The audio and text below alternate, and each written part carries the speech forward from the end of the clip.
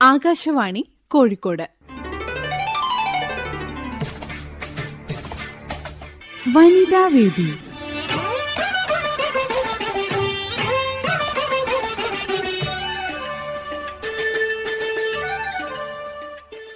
ഇന്ന് നമ്മുടെ കൂടെയുള്ളത് കൃഷിയിലും പശുപരിപാലന രംഗത്തും സ്വന്തം അധ്വാനത്തിലൂടെയും ആത്മവിശ്വാസത്തിലൂടെയും മാതൃക സൃഷ്ടിച്ച ഒരു യുവ സംരംഭകയാണ് ഇഷ ആലക്കംകണ്ടി. പഠനത്തോടൊപ്പം ഒരു മികച്ച സംരംഭകയായി മുന്നേറുന്ന ഇഷയുടെ അനുഭവങ്ങളും കാഴ്ചപ്പാടുകളും നമുക്ക് കേൾക്കാം.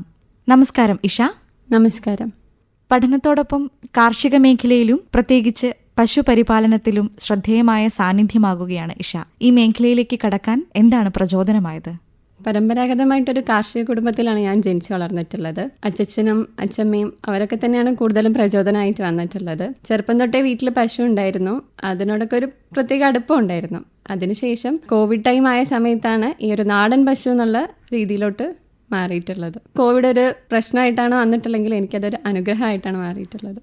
കോവിഡിന്റെ സമയത്ത് എല്ലാവരും വീട്ടിൽ ഒതുങ്ങി പോകുന്ന സമയത്ത് ഇഷയ്ക്ക് കുറച്ചും കൂടി ഒരു പശുപരിപാലനം വലിയൊരു ആക്ടിവിറ്റി എന്നുള്ള രീതിയിലേക്ക് തോന്നിയല്ലേ?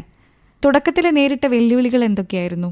തുടക്കത്തിൽ ആദ്യമായിട്ടാണ് ഞാൻ പറഞ്ഞില്ലേ, ആ ഒരു മേഖലയിലോട്ട് ഇറങ്ങുന്ന സമയത്ത് അതിൻ്റെതായ ബുദ്ധിമുട്ടുകളൊക്കെ ഉണ്ടായിരുന്നു. പിന്നെ സഹായിക്കാൻ വീട്ടിലെല്ലാവരും ഉണ്ടായിരുന്നു. പിന്നെ പഠനത്തിനോടൊപ്പം കൊണ്ടുപോകാന്ന് പറയുമ്പം കുറച്ചൊരു ബുദ്ധിമുട്ടുണ്ടായിരുന്നു. അതായത് രാവിലെ ക്ലാസ്സിൽ പോകുന്ന സമയത്തേക്ക് പണികളൊക്കെ തീർത്ത് വെക്കുക, പിന്നെ വന്ന് കഴിഞ്ഞിട്ട് അതിലേക്ക് വീണ്ടും ഇറങ്ങുക.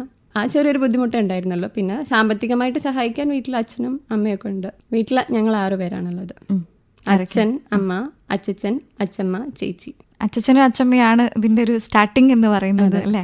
ഇങ്ങനെ ഒരു സംരംഭത്തിലേക്ക് തുടങ്ങാനൊരു സപ്പോർട്ട് അല്ലെങ്കിൽ കുഞ്ഞുനാൾ മുതൽ ഇങ്ങനെ ഒരു ആഗ്രഹം എന്നതാണോ? അച്ഛന് ചെറുപ്പം തൊട്ടേ പശു ഉണ്ടായിരുന്നു. അങ്ങനെ കണ്ട് അവരോടൊരു കൂടുതൽ ഇണക്കം വന്ന് പിന്നെയാണ് ഇപ്പോൾ അതിനേക്കാൾ കൂടുതൽ അറ്റാച്ച്ഡ് ആയി മാറി. എങ്ങനെയാണ് ഇഷയുടെ ഒരു ദിവസം ആരംഭിക്കുന്നത്? ഇപ്പോൾ ചെയ്യുന്നത് ബി.എഡ് പഠിക്കുകയാണ്. ബി.എഡിന് ബാലുശ്ശേരി പൂനത്ത്. പഠനം, രാവിലെ ക്ലാസ്സിൽ പോകണം, പശുക്കളെയും കൂടെ ഹാൻഡിൽ ചെയ്ത് പോവുക എന്ന് പറയുന്നത് കുറച്ച് പ്രയാസകരമായിരിക്കും. എങ്ങനെയാണ് അപ്പോൾ ഒരു ദിവസം മാനേജ് ചെയ്യുന്നത്? രാവിലെ നേരത്തെ എണീക്കും. ക്ലാസ് പോകേണ്ടതുകൊണ്ട് തന്നെ എല്ലാ പണികളും ഒതുക്കി വെക്കണം.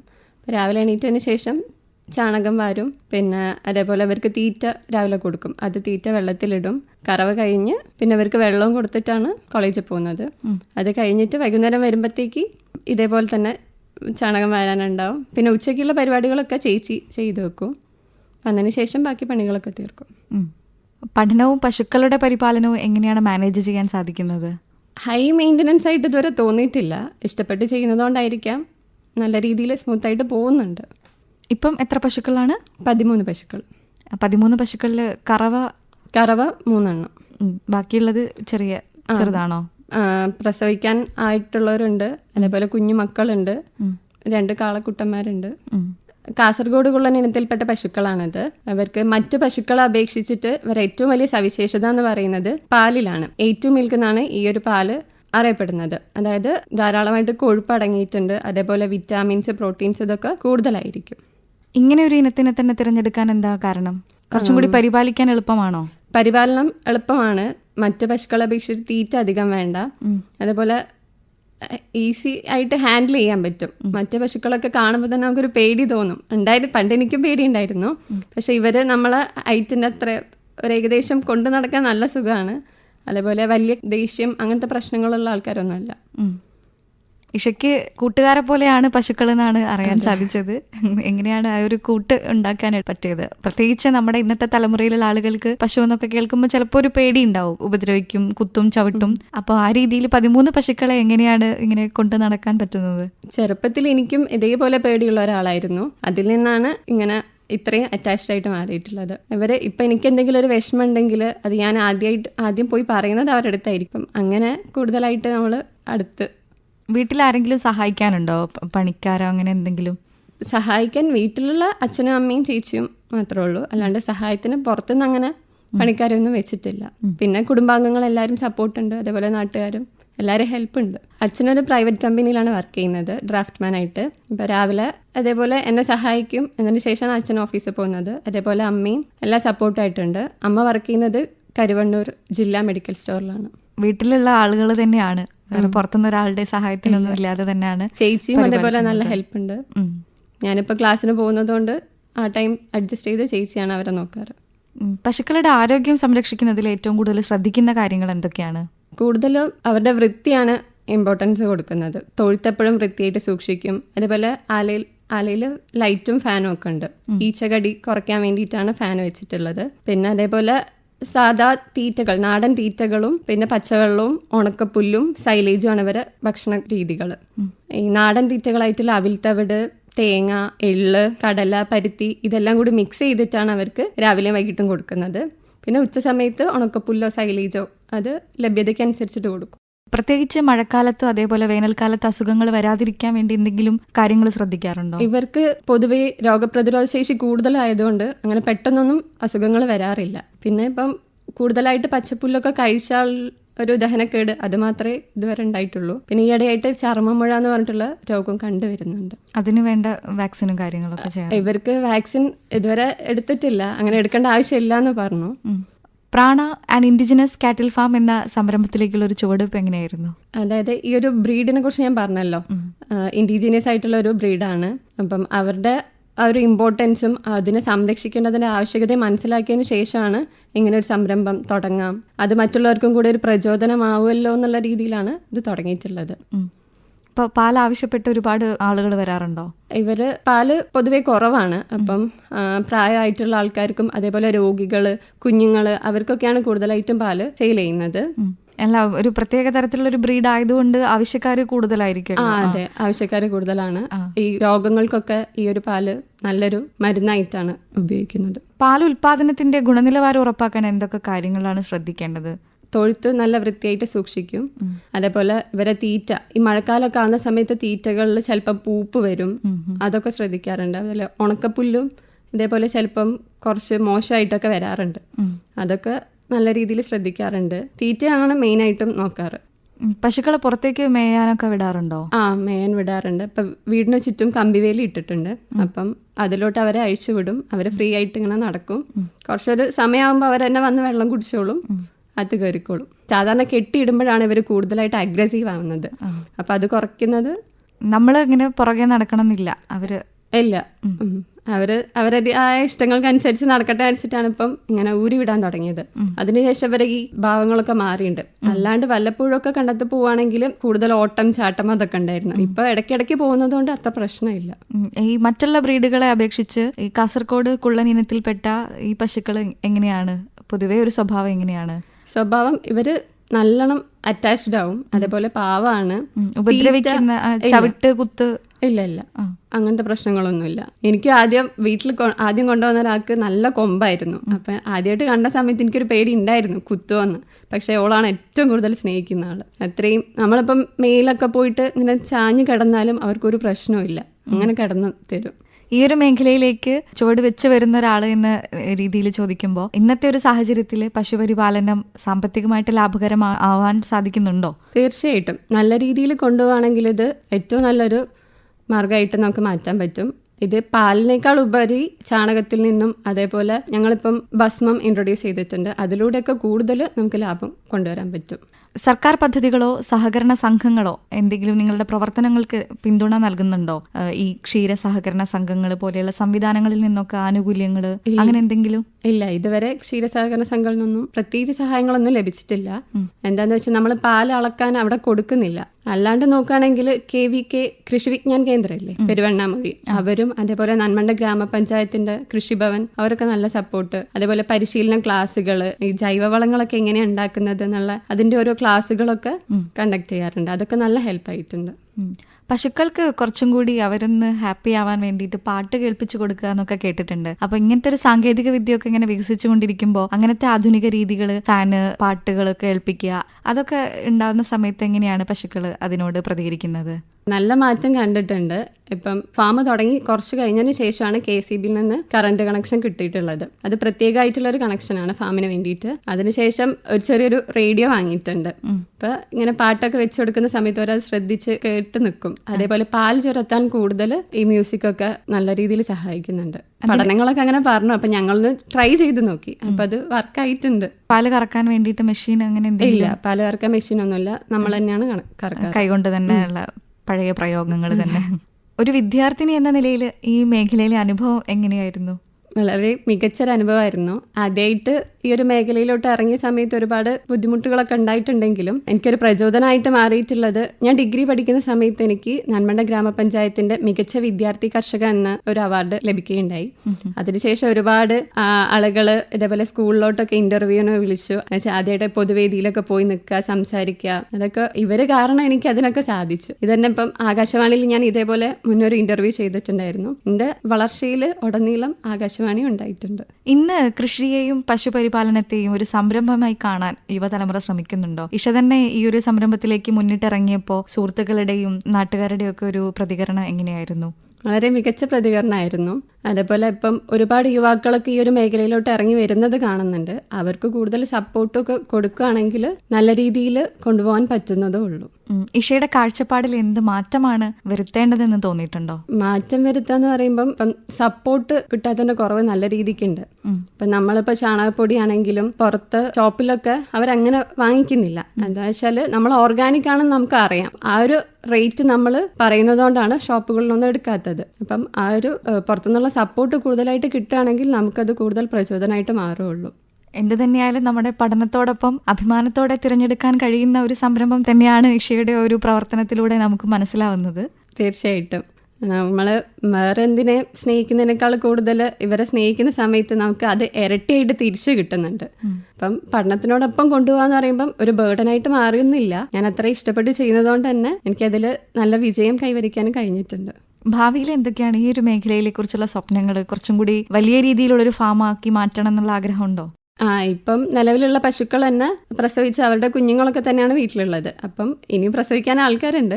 അപ്പോൾ കൂടുതൽ വിപുലമാക്കണം എന്നുണ്ട്. അതേപോലെ ഇപ്പം ഞാൻ പറഞ്ഞല്ലോ ഒരു സംരംഭം തുടങ്ങിയിട്ടുണ്ട്, പ്രാണ തുടങ്ങിയിട്ടുണ്ട്. അത് കൂടുതൽ വിപുലമാക്കണം. അതേപോലെ ഓൺലൈൻ സെല്ലിങ് തുടങ്ങിയിട്ടുണ്ട് ആമസോണിൽ ഒക്കെ. ഭസ്മവും ചാണകപ്പൊടിയും ഓൺലൈൻ സെല്ലിംഗ് ആയിട്ട് ഒക്കെ അങ്ങനെ ഓരോന്നോരോന്നായിട്ട് മുന്നോട്ട് വെക്കുന്നു. എല്ലാം നല്ല രീതിയിൽ വരുന്ന വിചാരിക്കുന്നു. ഓക്കെ. ഒരു വനിതാ സംരംഭക എന്ന നിലയിൽ ഈ മേഖലയിൽ പ്രവർത്തിക്കുമ്പോൾ ആ ഒരു അനുഭവം എങ്ങനെയായിരുന്നു വനിതാ യുവ സംരംഭകയായിട്ട് മാറുമ്പോൾ? സംരംഭക ആയി വരുന്നേ ഉള്ളൂ. അപ്പം തുടക്കത്തിൽ അതേപോലെ പേടികളൊക്കെ ഉണ്ട്, എങ്ങനെയാ പോവാന്നൊന്നും അറിയില്ലല്ലോ. അപ്പം എല്ലാവരും നമ്മൾ അത്രയും ആത്മാർത്ഥതയോടെ ചെയ്യുകയാണെങ്കിൽ ഈ ഒരു മേഖല എന്നല്ല ഏതൊരു മേഖലയിലും നമുക്ക് 100% വിജയം കൈവരിക്കാൻ പറ്റും എന്നാണ് ഈ ഒരു മേഖല എന്നെ പഠിപ്പിച്ചു തന്നിട്ടുള്ളത്. ഈ ഒരു മേഖലയിലേക്ക് കടക്കാൻ ആഗ്രഹിക്കുന്ന ആളുകൾ ഉണ്ടാവുമല്ലോ, അവർക്ക് നൽകാൻ കഴിയുന്ന ഒരു സന്ദേശം എന്താണ്? ഇഷയ്ക്ക് എന്താണ് അവരോട് പറയാനുള്ളത്? എല്ലാവരും ഇപ്പം പുതിയ തലമുറ കൂടുതലായിട്ട് വരുന്നത് കാണുന്നുണ്ട്. എല്ലാവരും വന്നാൽ സന്തോഷം. എന്താ വെച്ചാൽ ഈ ഒരു ബ്രീഡ് അത്രയും അന്യം നിന്ന് പോകുന്ന ഒരു ബ്രീഡാണ്. അപ്പം അതിനെ സംരക്ഷിക്കേണ്ട ആവശ്യകത നമ്മുടേത് കൂടിയാണ്. നമ്മുടെ പഴയ തലമുറ അവരിതൊക്കെ സംരക്ഷിച്ച് വെച്ചതുകൊണ്ടാണ് നമുക്ക് കിട്ടിയിട്ടുള്ളത്. അപ്പോൾ ഒരു സസ്റ്റൈനബിൾ ആയിട്ടുള്ള ഒരു ജീവിത രീതി കൊണ്ടുപോവുകയാണെങ്കിൽ അത്രയും നല്ലത്. പശുപരിപാലനം ഒരു ഉപജീവന മാർഗം മാത്രമല്ല, ജീവിത രീതിയാണെന്ന് തന്റെ പ്രവർത്തനങ്ങളിലൂടെ തെളിയിച്ചിരിക്കുകയാണ് ഇഷ. അധ്വാനത്തോടും ആത്മവിശ്വാസത്തോടും ചേർന്നാൽ പശുപരിപാലനം മികച്ചൊരു സംരംഭമാക്കി മാറ്റാനാകുമെന്ന് ഇഷയുടെ അനുഭവം നമുക്ക് കാട്ടിത്തരുന്നു. അനുഭവങ്ങളും ചിന്തകളും ഞങ്ങളുമായി പങ്കുവച്ചതിന് ഒരുപാട് നന്ദി. ഇഷയ്ക്ക് എല്ലാ ആശംസകളും നേരുന്നു. Thank you. നന്ദി. പശുപരിപാലന രംഗത്ത് പുതിയ സംരംഭവുമായി മുന്നേറുന്ന ഇഷ ആലക്കാംകണ്ടിയുമായി മിത്ര മോഹൻ നടത്തിയ അഭിമുഖമാണ് കേട്ടത്.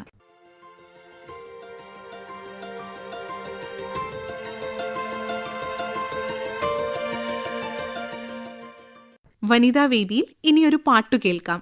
ഗസലുകൾ പൂക്കുന്ന രാത്രി,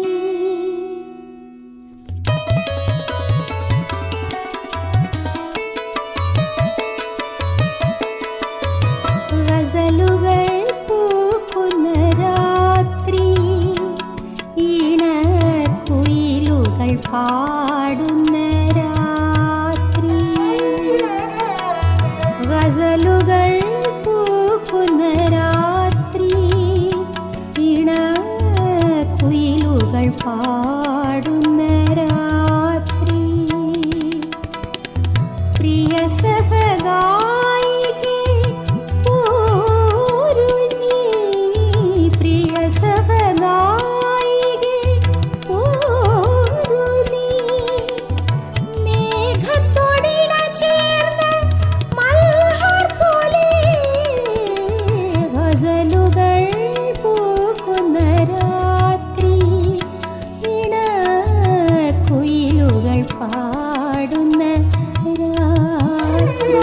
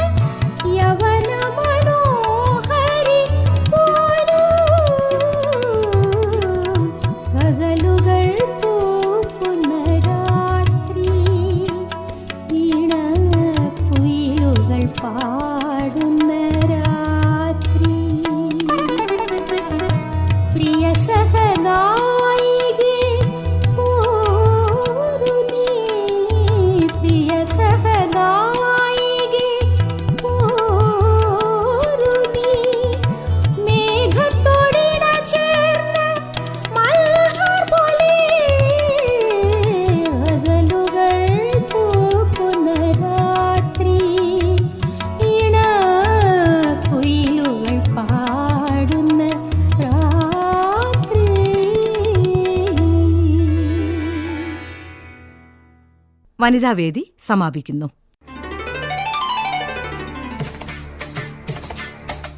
വനിതാവേദി.